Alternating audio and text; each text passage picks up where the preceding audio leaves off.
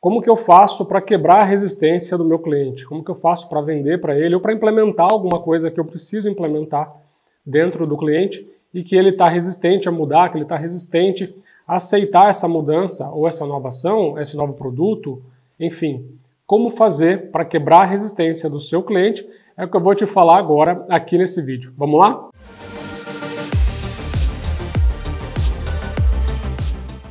Opa, eu sou o Fernando, fundador do Prosperar em Vendas, esse espaço que foi criado para trazer muito conteúdo para ajudar a acelerar a carreira de vendedores, vendedoras, executivos, executivas de vendas e gerentes de contas B2B de todo o país.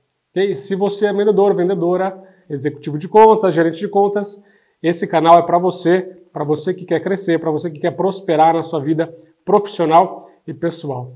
Tá bom? Então vamos lá. Olha, vamos começar aqui então a falar de um tema muito importante, um tema que é extremamente recorrente no nosso dia a dia de vendas, que é fazer com que o cliente pare de falar não, né? Quebrar a resistência do cliente e mudar, em fazer diferente, em implementar aquilo que você quer tanto implementar e que você acredita que vai trazer resultado para ele. E mudar não é fácil, né? Mudança, o processo de mudança muitas vezes é doloroso, é difícil, é desafiador, na verdade, né? Eu imagino que se você for parar para pensar no seu processo, nas vezes que você teve que mudar, e você for olhar esse processo de mudança, é bem provável que no começo, né, dessa mudança você sofreu, foi difícil para você aceitar, foi difícil para você mudar a forma de fazer, de pensar, de agir. Né? Se a gente for parar para pensar mesmo, uma mudança de emprego, né? Sair do emprego que você já estava bem estabelecido, já conhecia as pessoas, já conhecia os processos, já conhecia o ambiente e tudo mais, para ir para um lugar desconhecido, onde você vai ter que se provar de novo, onde você vai ter que agir de forma diferente, conhecer novas pessoas, enfim. Esse processo é doloroso, né? É um processo que traz muita incerteza, porque no fundo é isso, né? A mudança traz incerteza. Tira a gente daquela famosa zona de conforto. E para o cliente é a mesma coisa. Por isso que, antes até de nós falarmos de mudar o cliente, a gente tem que perceber, a gente tem que entender que por detrás de uma empresa, por detrás de um cliente, existe uma pessoa que está ali negociando com você. Né? Existe um comprador, existe um dono da empresa, existe um diretor, existe um decisor, que é um ser humano. E que também tem as suas limitações, tem os seus medos, né? Tem os seus sonhos, as suas ambições. E para ele, muitas vezes, mudar também é difícil. Então, antes até de falar de mudança de emprego, mudança do âmbito empresarial, profissional, vamos falar primeiro sobre pessoa, o ser humano. Né? Vamos entender a mudança no ser humano, porque a partir do entendimento que a gente tiver da mudança do ser humano, aí é que a gente vai conseguir realmente entender melhor e trabalhar isso na empresa para que a gente possa convencer o cliente a executar, a implementar aquilo que a gente quer trazer para ele. Né? Quer seja um projeto, uma ação, ou passar a comprar os nossos produtos, né? Ou vender o seu projeto, o seu serviço, a sua solução para o cliente. Então vamos lá, pensando primeiro nessa questão da mudança para o ser humano. O ser humano ele muda de duas formas. Né? Ou ele muda pela dor, ou ele muda pelo prazer. Não tem outra forma. Né? E eu vou dar um exemplo típico, um exemplo claro de uma mudança pela dor. Okay? A minha mãe fumava durante muito tempo. E tinha uma mulher que fazia limpeza lá em casa e que o marido dela era um fumante, realmente ele fumava muito, todos os dias, muito, muito mesmo. E minha mãe fumava nessa época também. Até que um dia ele ficou doente, foi parar no hospital por conta do cigarro e começou a ter uma série de complicações e teve que fazer aquela traqueostomia, porque ele já não conseguia respirar pelo nariz e estava com muita dificuldade e estava nas últimas ali. E minha mãe resolveu visitar, né, o marido dessa mulher que fazia limpeza lá em casa. E quando a minha mãe viu o estado que ele estava, a situação deplorável de saúde que ele estava, né, como que o ser humano chega, né, nesse ponto, né, ali próximo da morte, e do jeito que ele estava, por conta do cigarro, A minha mãe saiu dali e ela nunca colocou mais um cigarro na boca. Então, assim, esse é um tipo de mudança que pode acontecer pela dor provocada na própria pessoa, né, ou pode acontecer com uma dor que ela sentiu vendo outra pessoa, vendo uma coisa muito ruim acontecer com uma outra pessoa. É que nesse caso, nesse exemplo da minha mãe, ela viu uma outra pessoa passando por uma situação e depois essa pessoa, realmente o marido dessa mulher que fazia limpeza lá em casa, veio a falecer realmente por conta do cigarro, por conta de todas as complicações geradas pelo cigarro. Isso é uma mudança pela dor. Minha mãe teve que ver aquilo acontecer, teve que ver a gravidade da situação para ela colocar a mão na consciência e entender que se ela não parasse de fumar, aquilo que ela estava vendo, aquela pessoa que ela estava vendo ali, podia ser ela no futuro, né? Então isso realmente é uma das formas que motivam as pessoas a mudar, né? A dor que a pessoa sente motiva ela a mudar. É a mesma coisa para quem quer emagrecer. A pessoa às vezes quer emagrecer e não emagrece e fica procrastinando e fica jogando isso para frente, até que ela começa a ter algumas complicações de saúde mais sérias. Até que chega um momento que ela vai no médico, o médico vira para ela e fala assim, olha, se você não emagrecer, você vai morrer. Rápido. Um infarto ou de qualquer tipo de coisa ligado ao coração, AVC, esse tipo de coisa. E aí a pessoa, para algumas pessoas, isso é suficiente, a pessoa se assusta e ela se motiva por correr o risco de passar por essa dor ainda, que ela nem está passando totalmente, né? Tem pessoas que não, tem pessoas que precisam realmente sofrer alguma consequência mais grave para ela realmente botar a mão na consciência e falar, agora eu preciso mudar. Então, esse é o tipo de coisa, esse é o tipo de motivação pela dor. E contrário à motivação pela dor, tem a motivação pelo prazer, né? A pessoa, ela quer mudar porque ela quer o melhor para ela, porque ela quer conquistar mais coisas, porque ela quer ter uma vida melhor, mais confortável, mais feliz, mais realizada, enfim. Aqui é mais fácil, né? A pessoa está bem, mas ela quer fazer um determinado investimento em conhecimento porque ela quer passar a trabalhar numa área que ela tem mais paixão por aquilo.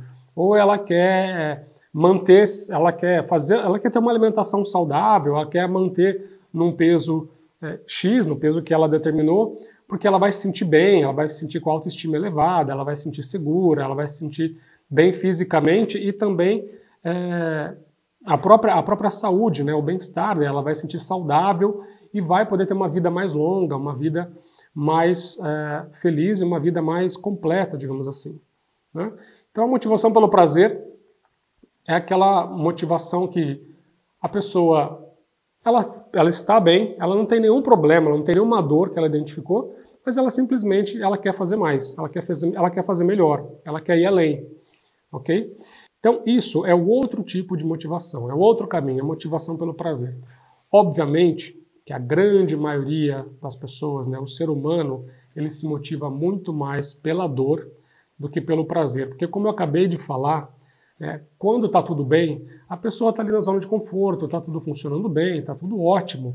Ela não tem por que mudar, certo? Ela não quer sair da zona de conforto dela para fazer algo diferente, que vai tirar ela da zona de conforto, mesmo que ela saiba que aquilo pode colocar ela num lugar ainda melhor, né? E ao contrário, já não. A pessoa que está passando por um momento difícil, que ela está sofrendo uma dor muito forte, ela está com um problema muito grande na vida dela, ela vai se sentir na obrigação de sair da zona de conforto dela, porque aquilo tá prejudicando tanto ela, está fazendo tanto essa pessoa sofrer, que ou ela sai daquilo, ou ela pode ir para um caminho pior ainda, um caminho cada vez pior. Então, geralmente, as pessoas mudam muito mais pela dor do que pelo prazer. Essa é a realidade. Então, nós temos que entender isso. Na vida, nós temos dores e temos ambições, temos prazer. E essas duas coisas são o que motivam as pessoas a mudar, né? Ou quando algo está muito errado e precisa mudar realmente, com urgência, ou então mudar para que ela ainda possa ser ainda melhor, né? Possa conseguir dar um passo além ainda de como ela está hoje. E o que tudo isso tem a ver com o cliente, com a empresa, né? Na verdade tem tudo a ver, porque como eu disse, a empresa é feita de pessoas, né? É feita de seres humanos. Então você está negociando com um ser humano que está ali para representar a empresa, mas ele está ali também por ele, né? Ele tem as suas dores, tem as suas ambições, e assim como ele tem as suas dores e as suas ambições, a empresa também tem as suas dores, também tem as suas ambições. E é aí que entra a grande questão. Nós temos que entender quais são essas dores, quais são essas ambições da empresa, para que a gente possa fazer com que o cliente mude, para fazer com que o cliente entenda que a mudança vai ser positiva para ele. Então, olha que interessante, mesmo a empresa tendo dores e tendo ambições, a empresa também cria resistência em mudar. Mas, pô, Fernando, se a empresa tem uma dor, ou se a empresa tem alguma ambição, e toda empresa tem ambição, a gente sabe que a empresa sempre quer crescer, sempre quer vender mais, sempre quer reduzir custo, sempre quer aumentar lucro. É sempre isso, uma empresa criada para gerar lucro, certo? Então, a preocupação do gerente geral, do dono da empresa, dos diretores, da liderança da empresa, é sempre no sentido de aumentar a receita, reduzir custo e aumentar lucro. Basicamente, é esse o trabalho que a empresa tem que fazer no dia a dia. Tudo que a empresa faz é para gerar mais lucro, para aumentar a venda e para ser mais eficiente, para reduzir custo. Então, sabendo que a empresa tem as suas dores e tem as suas ambições, por que muitas vezes então a empresa fica resistente a mudar, fica resistente a aplicar alguma coisa que você está levando para ele? Ou fica resistente em comprar o seu produto, em comprar o seu serviço?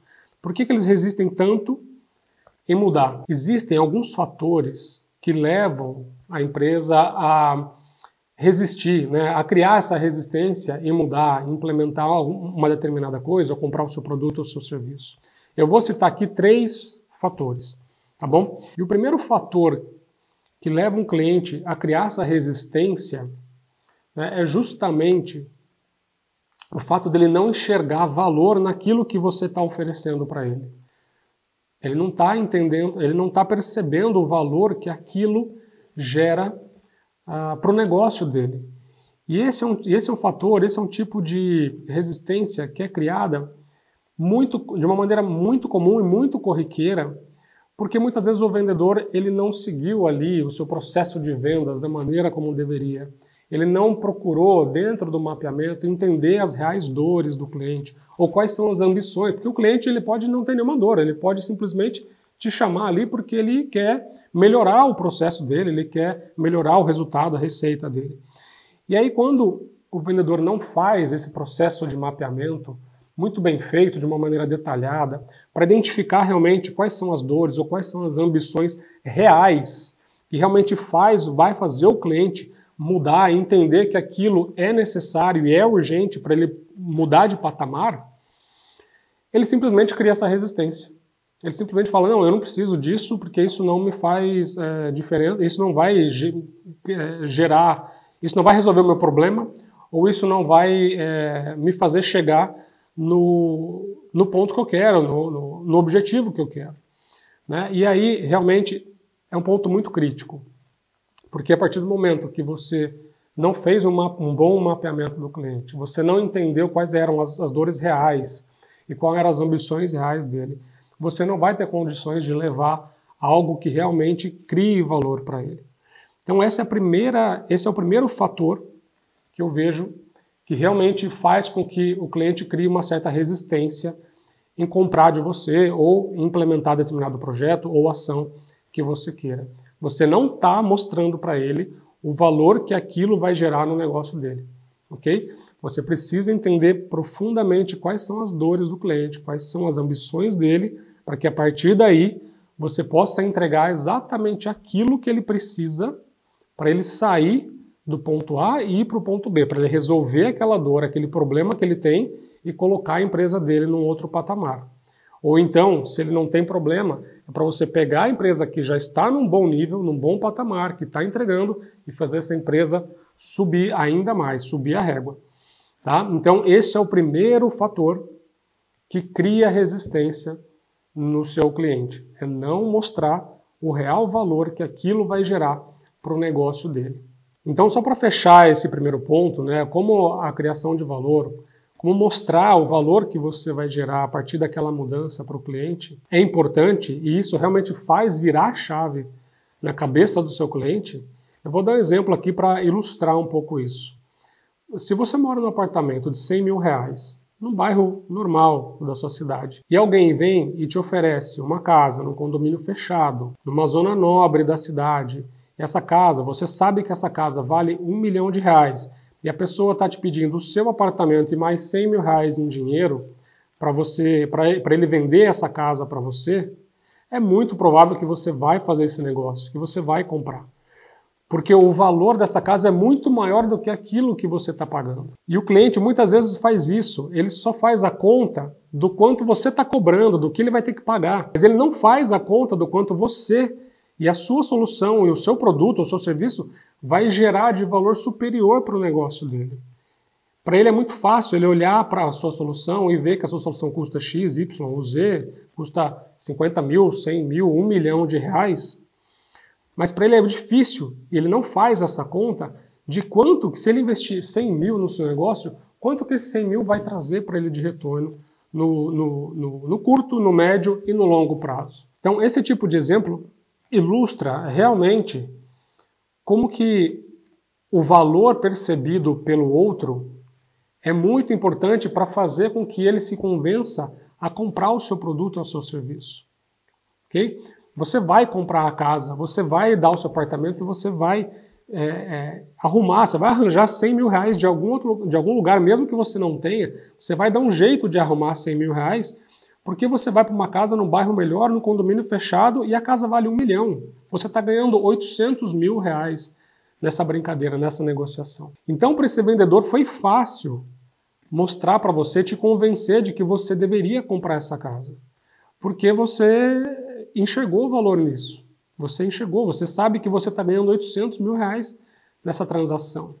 E é isso que você precisa fazer com o seu cliente. Você precisa mostrar para o seu cliente que o que você está entregando é muito maior do que o que ele vai pagar. Né? O valor que você vai trazer com a sua solução, com o seu produto, é muito maior do que aquele investimento que ele vai fazer ali no seu produto naquele primeiro momento. Então, guarda isso. Esse é o primeiro fator que cria resistência no cliente. Ele não percebe, ele não enxerga o valor no seu produto. Ele não enxerga o que o seu produto, o que o seu serviço vai gerar de retorno para ele no curto, no médio e no longo prazo. E você precisa saber como mostrar isso para ele, tá? Para você quebrar essa resistência. Esse é o primeiro fator. O segundo fator está mais ligado à percepção da realidade que o cliente tem e da realidade propriamente dita do negócio dele naquele momento. O que é isso? Você vai no cliente e o cliente acha que ele está super bem, que ele não precisa de nada, mas na verdade você percebe que ele está muito mal. Você percebe que ele precisa do seu produto, que ele precisa do seu serviço, que a sua solução vai fazer com que ele cresça muito mais ou vai tirar ele do buraco, porque muitas vezes ele nem percebe que ele não está fazendo um bom negócio, que ele não está executando o trabalho dele da maneira como deveria executar ou que ele está deixando o dinheiro na mesa. Né?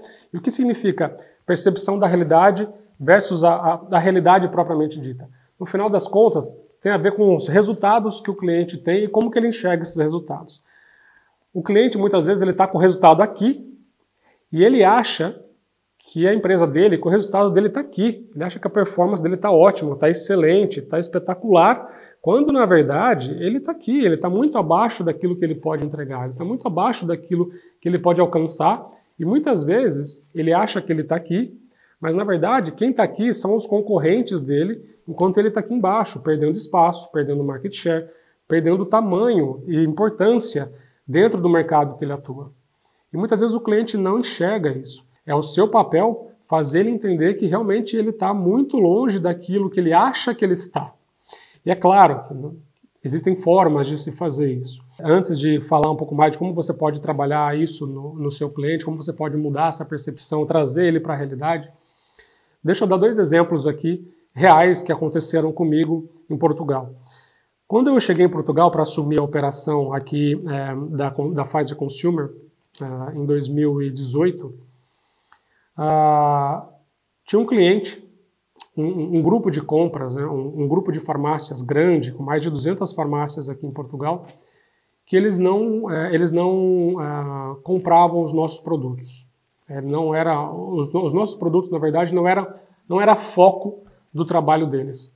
Porque como grupo, eles determinavam no começo do ano quais seriam os laboratórios, né, as indústrias foco das farmácias, e eles colocavam todo o foco, todo o esforço naqueles laboratórios, naquelas indústrias que eles determinaram em conjunto no começo do ano. E nós não estávamos nessa lista, nós não fazíamos parte, né? Nós nem atendíamos o grupo diretamente lá na matriz, né? Nós vendíamos para algumas farmácias de maneira independente dentro desse grupo. E quando nós fomos visitar esse cliente, ele tinha uma resistência enorme em colocar a Pfizer como um laboratório foco dentro do grupo. E nós começamos a entender com ele quais seriam as razões, etc. E uma das razões era que um dos nossos concorrentes dava mais desconto, bonificava, fazia muitas ações, e com isso ele sentia que não havia necessidade de colocar a nossa marca, a Pfizer, como foco. E, inclusive, ele sempre falava uma coisa, nessa primeira reunião ele repetiu isso algumas vezes. Ele falou assim: o Centrum está vendido, a Pfizer está vendida, eu não preciso fazer esforço, a farmácia não precisa se esforçar para vender, porque o Centrum é líder de mercado e não precisa fazer nada. E nós saímos dessa reunião com essas duas informações importantes na mão. Primeiro, de que ele ganhava dinheiro com o nosso concorrente, porque o nosso concorrente dava mais desconto, bonificava e, portanto, ele achava que ele comprava melhor, ele tinha margem maior e que não fazia sentido ele colocar o foco no nosso produto, até porque o nosso produto, como ele mesmo falava, era uma marca líder e, portanto, já estava vendida. Ou seja, então ele deixava a nossa marca na prateleira porque ele sabia que ia vender, porque era uma marca líder, forte, e, por outro lado, ele trabalhava com outro concorrente para aumentar a categoria e para aumentar a margem, porque esse cliente dava mais desconto, etc. Parecia até uma estratégia interessante, quando a gente começa a pensar assim, do ponto de vista, olhando do lado do cliente. Mas quando eu percebi isso, nós voltamos da reunião e nós começamos a montar uma apresentação para ele e fazer algumas simulações e alguns estudos. E nós chegamos à conclusão, e nós já sabíamos disso, mas nós queríamos alguns dados para provar para ele, por A mais B, que o fato dele estar recebendo mais desconto do nosso concorrente, de estar recebendo bonificação, aquilo não só estava sendo bom para ele, como ele estava deixando o dinheiro na mesa, ele não estava ganhando margem, ou margem absoluta e não margem percentual, como ele achava que ganhava. E a gente precisava mostrar isso para ele. Além disso, eu precisava mostrar para ele, precisava provar para ele que Centrum não está vendido como ele achava que estava vendido. Em resumo, o que aconteceu?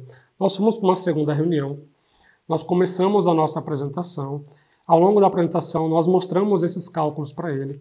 Mostramos para ele que se ele comprasse Centrum com aquelas condições comerciais e vendesse naquele preço, associado a um pacote de ações que nós íamos fazer nele, ele ia ter uma margem percentual menor que a do concorrente, mas ele ia ter uma margem absoluta em dinheiro, ele ia colocar mais dinheiro no bolso por caixa, por caixinha vendida, muito maior, 30%, 40% superior ao do nosso concorrente.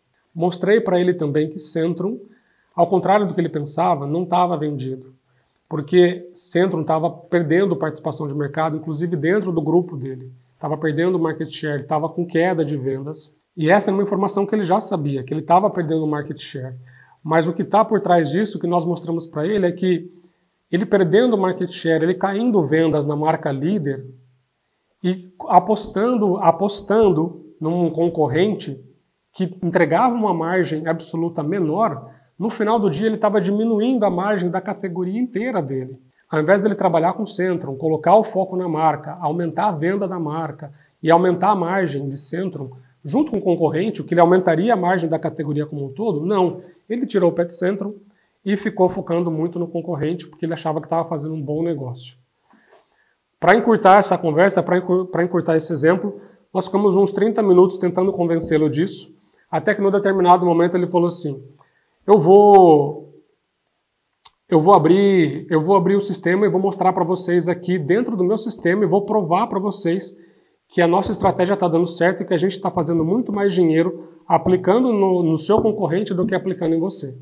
Ou seja, ele estava com a percepção aqui, ele estava com a ideia de que ele estava fazendo um excelente negócio, que estava sendo perfeito, que estava sendo muito bom.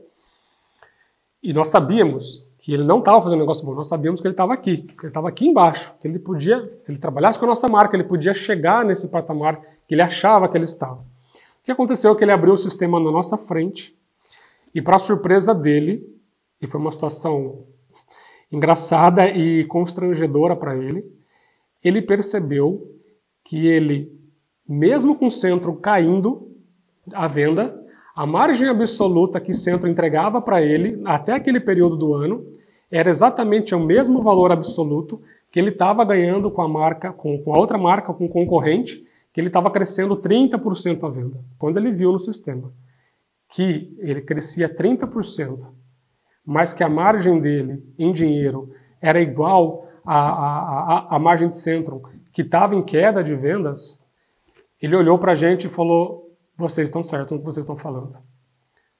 Eu tinha a ideia de que eu estava fazendo muito dinheiro com essa marca.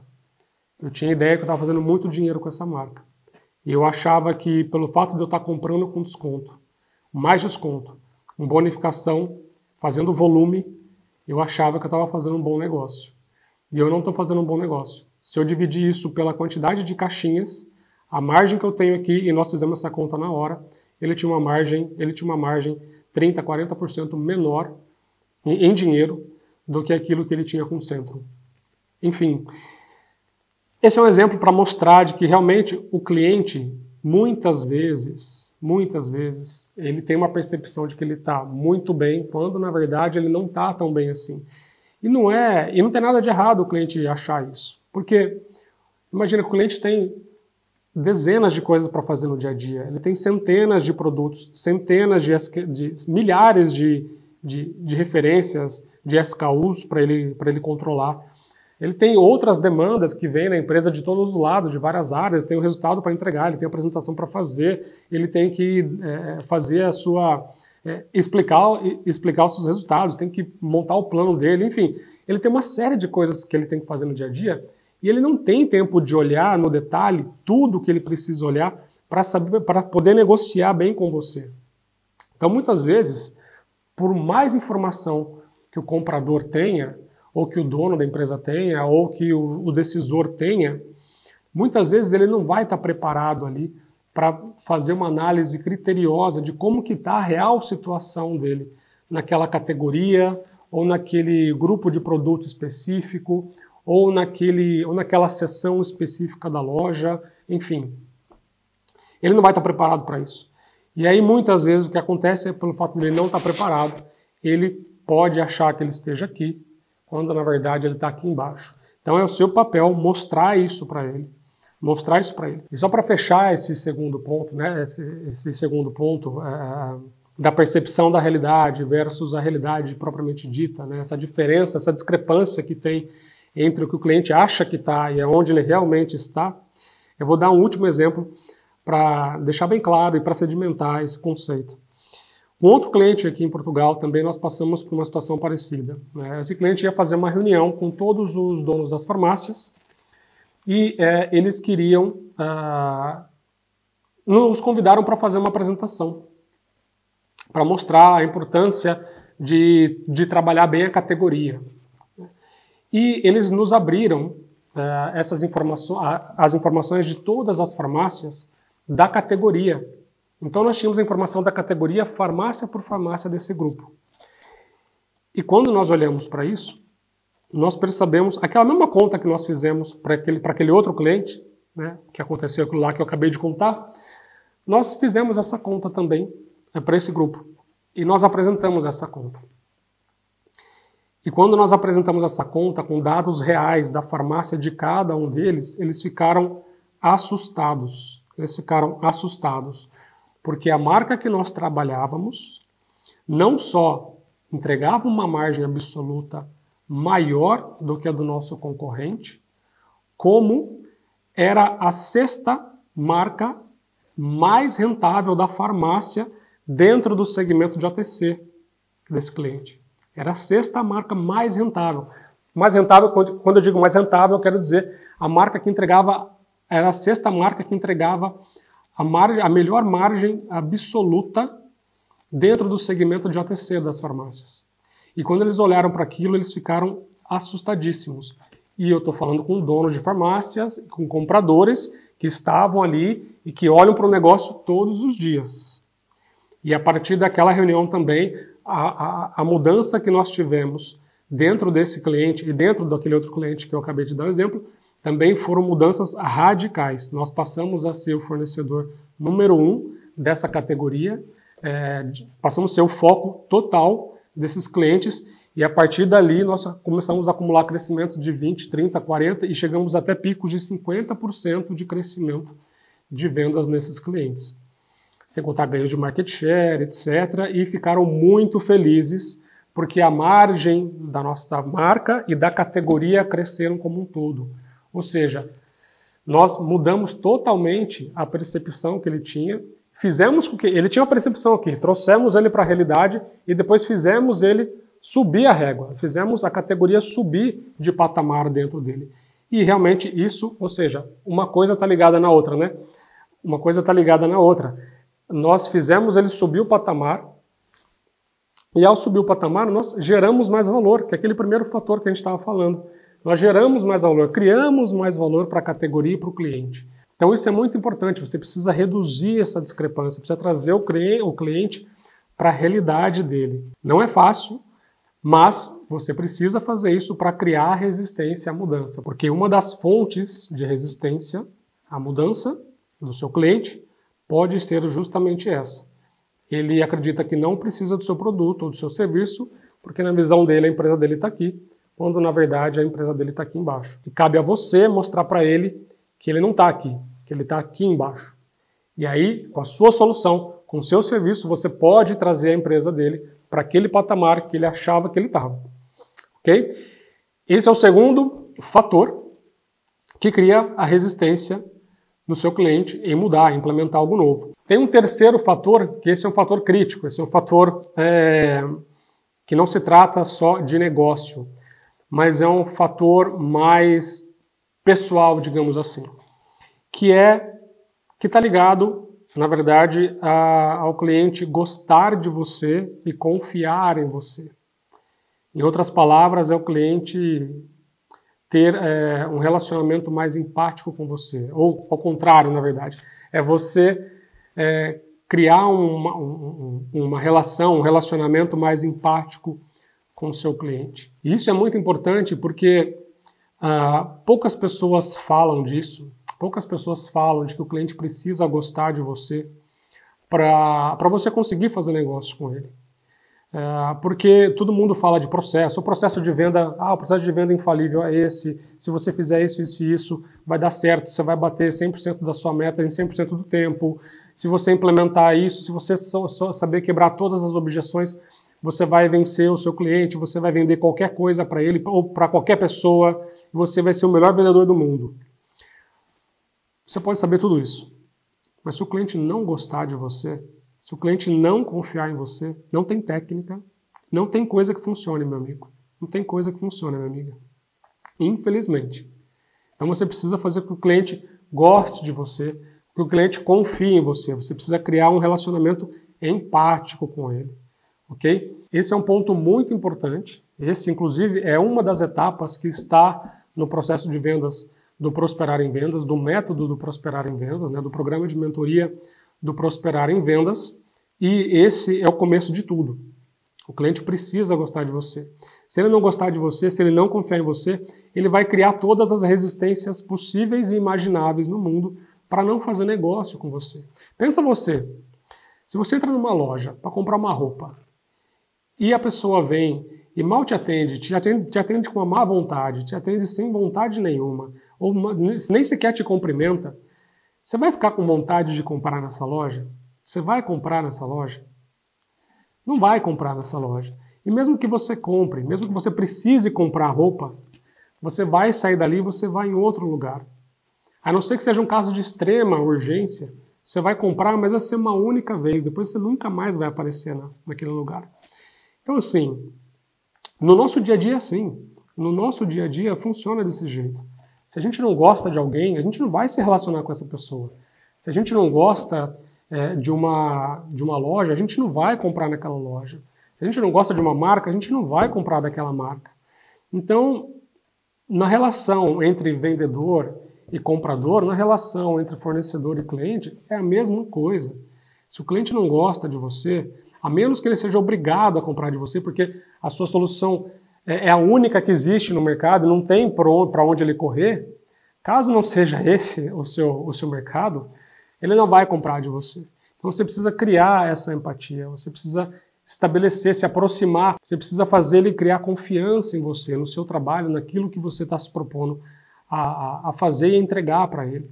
Isso é muito importante mesmo. Então a empatia é um fator decisivo, é um fator primordial. Tá? Eu deixei ela por último, né? Eu falei que eu ia falar aqui de 3 fatores, e eu deixei ela por último justamente porque sem a empatia não adianta você mostrar o valor, mostrar tudo que o cliente vai ganhar com a sua solução, não adianta você trazer ele daquela percepção que ele tem para o mundo real, não adianta você fazer nada disso porque provavelmente ele não vai estar nem te ouvindo direito. Esses foram os 3 fatores que criam uma certa resistência no seu cliente na hora de comprar o seu produto, o seu serviço ou implementar alguma iniciativa que você queira implementar dentro dele. Você sempre olhar se você está criando valor, realmente, se você está mostrando o valor que aquilo vai gerar, a transformação que aquilo vai gerar para ele no dia a dia, em números. Se você está tirando ele daquela percepção de realidade e trazendo ele para o mundo real, mostrando aonde que ele está e que a sua solução pode fazer, sim, ele voltar para aquele patamar que ele achava que ele já estava, e precisa ter empatia. Você precisa fazer com que o seu cliente goste de você, com que o seu cliente confie em você, para que você possa implementar e possa negociar e vender tudo que você precisa vender para ele. Tá bom? Então esses são os 3 fatores. Agora, Fernando, ok, mas o que eu posso fazer então para mudar um pouco esse cenário, né? O que eu posso fazer para quebrar essa resistência dele? Eu já fui dando algumas dicas aqui dentro desses 3 fatores. Obviamente, eu dei várias dicas do que você pode fazer para você quebrar a resistência do seu cliente, mas eu vou trazer mais algumas dicas aqui agora para você quebrar essa resistência e trazer o cliente para perto. A primeira delas vai um pouco em linha com aquilo que eu já falei, mas eu vou me aprofundar um pouco mais aqui. É você mostrar o que o seu cliente ganha comprando a sua solução e o que o seu cliente deixa de ganhar, ou seja, o que ele perde não comprando a sua solução. Geralmente, lembra? O que eu estou falando aqui no final das contas foi o que eu falei lá no começo do vídeo. É a motivação pela dor, é a motivação pelo prazer. Você está falando, aqui na motivação pelo prazer, você está falando para o cliente o que ele ganha em comprar a sua solução, né? O que você vai gerar para ele de valor, ou aonde que ele vai chegar se ele comprar a sua solução. Por outro lado, você está mostrando para ele o que ele está perdendo se ele não comprar a sua solução. De novo, eu volto na questão da conta. E tudo, em vendas, tudo é muito matemático, não é? Você há de concordar comigo. Você tem que mostrar a conta para ele. No final das contas, ele só vai fazer a conta do quanto custa o seu produto e se ele tem dinheiro para comprar ou não do seu serviço e se ele tem dinheiro para comprar. Mas ele não vai fazer a conta do quanto ele vai perder se ele continuar na situação que ele está. Né? Se ele continua com aquele problema, se ele continua não resolvendo aquela situação, o que aquilo pode gerar para ele no futuro? Eu vou dar um exemplo simples aqui. Vamos supor que a sua solução ela faça o cliente crescer, em média, 20% a venda de um ano para o outro. E o seu cliente fatura 10 milhões ou fatura 100 milhões de reais. Se o cliente fatura 100 milhões de reais, crescer 20%, não, sem dar mais desconto, sem fazer mais investimento, nada disso.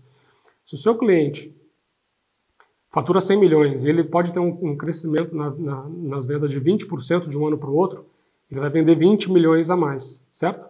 Se a sua solução custa 1 milhão, ele está ganhando outros 19 por ele estar comprando a sua solução. Agora, se ele não compra, e você tem que mostrar isso para ele. Aqui é a motivação pelo prazer. Mas se você fizer isso, você vai aumentar a sua venda em 20%. Significa que você vai aumentar a sua receita em 20 milhões. E você só está investindo 1 milhão para receber outros 19. Olha o retorno do investimento que você está tendo aqui. É claro que tem outras contas por detrás disso, mas em linhas gerais, você mostra que ao investir 1 milhão na sua solução, ele recebe outros 19 milhões de receita. Vamos pelo outro lado agora.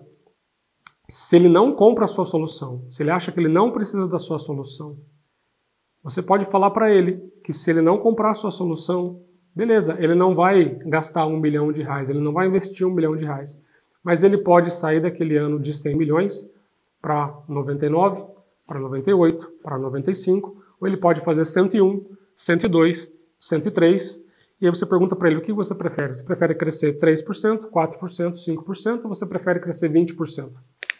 A partir daí eu tenho certeza que se você mostrar para ele que ele pode deixar de ganhar 19 milhões porque ele não quer investir 1 milhão, muda totalmente a conversa, entende? Então a primeira coisa que você tem que fazer é mostrar para o seu cliente o que ele ganha com a sua solução e o que ele perde se ele não ter a sua solução. Porque aqui, só para dar um outro exemplo, vamos supor que o seu cliente está com uma queda de vendas de 10% e ele precisa da sua solução para ele parar de cair. Você pode ir com o dedo na ferida dele aqui e mostrar o que ele perde. Falar, se você não comprar a minha solução, como que você vai estar no final do próximo ano? E se você cair mais 10%? E se você cair mais 5%? O que vai acontecer daqui a 5 anos se você não... O que pode acontecer com a sua empresa se você não comprar, se você não melhorar o seu processo XYZ, vamos supor que é o processo que a sua solução vai melhorar para ele. Certamente isso vai mexer com o cliente, porque todos nós, como seres humanos, nós temos aversão à perda. E ao fazer isso, ao você mostrar para o cliente o que ele está perdendo, o que pode acontecer com o negócio dele se ele não se mexer, se ele não vier com você na sua solução, você está acessando aqui o gatilho da aversão à perda, que todo ser humano morre de medo de perder. Todo ser humano tem medo de perder qualquer coisa. O ser humano, ele sofre muito mais perdendo R$1.000 do que feliz ganhando R$1.000. Se ele ganha R$1.000, ele tem um nível de felicidade. Se ele perde R$1.000, o nível de frustração, o nível de irritação e de nervosismo é infinitamente maior ao nível de felicidade de quem ganha R$1.000. Então, o cliente tem essa aversão à perda. E cabe a você mostrar aqui para ele nessa perda o que ele está perdendo. O que ele está perdendo hoje e o quanto ele pode perder ainda se ele não investir na sua solução, se ele não vier com você e comprar o seu produto ou o seu serviço. Então essa é a primeira coisa que você pode fazer para começar a quebrar a resistência do seu cliente. Mostrar os ganhos, motivação pelo prazer, o que ele ganha comprando a sua solução e mostrar o que ele perde em não ter a sua solução e como que isso pode impactar no futuro da empresa dele se ele não resolver esse problema rápido, se ele não resolver essa situação de uma maneira rápida. Essa é a primeira maneira que você pode trabalhar com o seu cliente para quebrar a resistência à mudança que ele tem. A segunda maneira que você pode utilizar para quebrar essa resistência, principalmente se é um cliente que você já atende de maneira recorrente, que você quer implementar um projeto, ou quer implementar uma ação, quer fazer alguma coisa na loja dele, ou no ambiente que ele trabalha, etc., é utilizar a técnica do teste. E essa é uma técnica muito simples, mas é muito interessante e funciona muito bem. E no que consiste essa técnica do teste? Eu vou explicar. Por exemplo, você atende uma rede varejista de eletrônicos e você quer fazer uma mudança no layout, você quer propor a mudança de layout numa parte das lojas do seu cliente.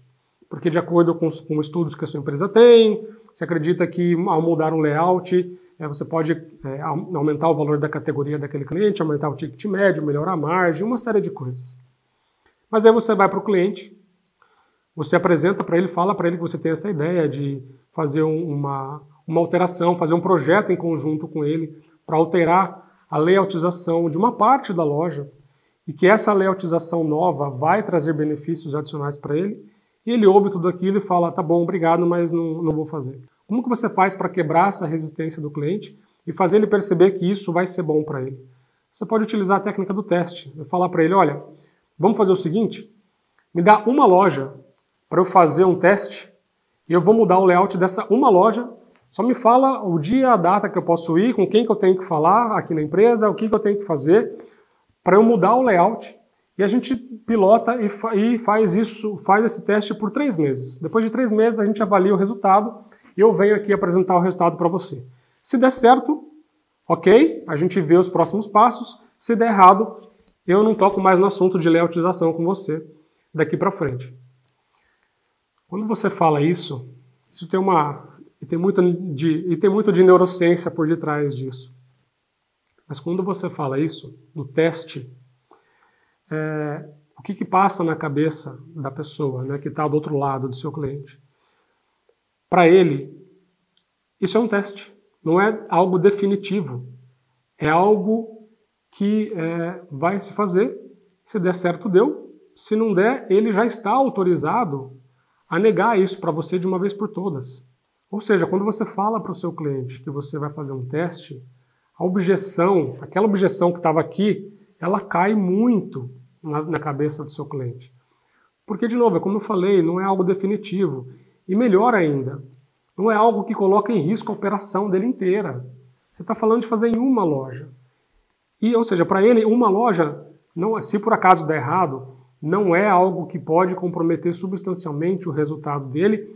E melhor, se der errado, ele já sabe que você não vai mais tocar no assunto. E ele já está autorizado, porque você já está dando autorização para ele, que você já falou para ele. Falou, ó, se der errado, eu não falo mais nada, eu fico quieto e a gente segue a vida normal. Portanto, para ele, se der errado, ele já tem autorização da sua parte para não tocar mais no assunto e para não falar mais esse tema e para seguir adiante. Então a técnica do teste é uma técnica espetacular, porque quebra a barreira, quebra a objeção do cliente, deixa ele mais tranquilo, porque você está fazendo um negócio pequeno, pontual, e ele já está autorizado a te negar se o negócio não der certo. Então é diferente de você implementar em 10, 20, 30, 50 lojas e não funcionar, porque aí seria horrível. Porque na cabeça dele passa, e se não der certo? E se o resultado ficar comprometido? Se ele não for o dono da empresa ainda, pior ainda. Se for o comprador, se for um decisor, se for alguém da área de expansão, de layoutização de loja, a pessoa vai ficar espantada, vai ficar desesperada, falar, não, eu não vou fazer. E se isso der errado? Como que eu vou explicar isso depois para a diretoria? Então a técnica do teste funciona muito bem, porque quebra a objeção, deixa a pessoa do outro lado mais tranquila, é algo pontual, o risco controlado, e a pessoa, não é definitivo, e a pessoa já está autorizada a negar para você se o negócio não funcionar.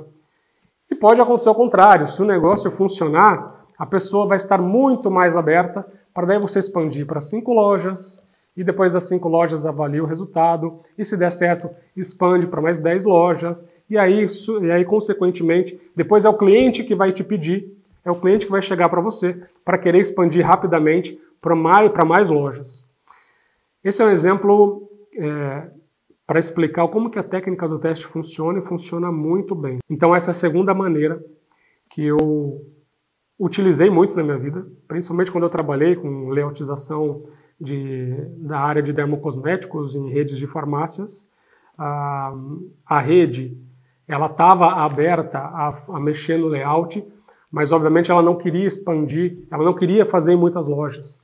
Então eu utilizei essa técnica, falei, não, tá bom, vamos fazer um teste em 2 lojas, se der certo a gente expande, se der certo e assim segue.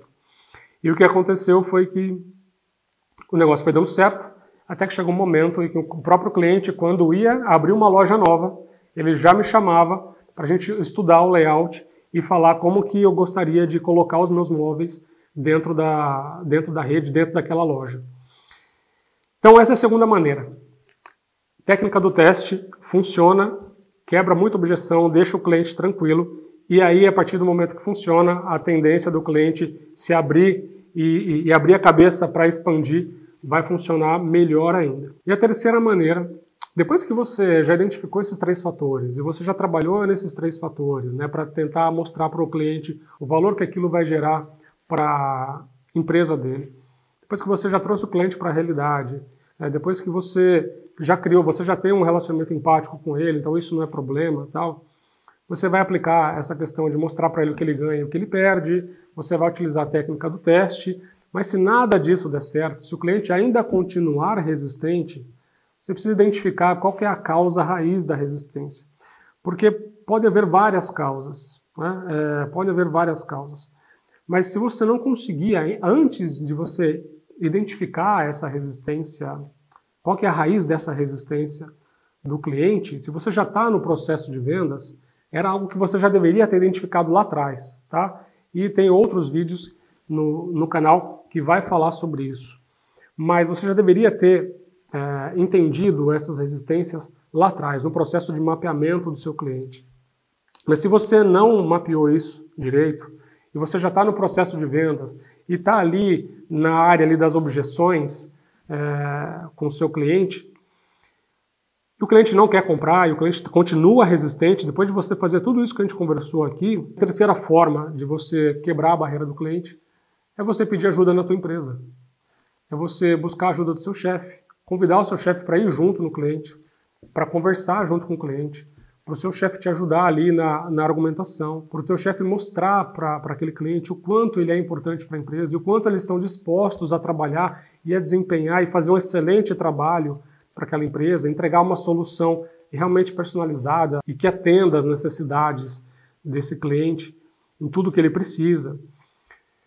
Você pode também, além de pedir ajuda do seu chefe para te acompanhar na visita, você pode pedir ajuda de outros colegas de dentro da empresa, colegas de marketing, de trade, de produto, de como eles podem te munir de mais informações, se eles podem ir junto com você, inclusive, alguém de marketing, alguém de produto, alguém mais técnico. Se o teu cliente está com uma resistência grande do ponto de vista técnico, de especificações, você pode pegar alguém da sua empresa e levar junto para ajudar e colocar ele em contato com uma outra pessoa do seu cliente para falar do ponto de vista mais técnico, para o cliente ficar tranquilo e seguro de que a sua solução sim, atende a todas as especificações, os requisitos técnicos que ele precisa.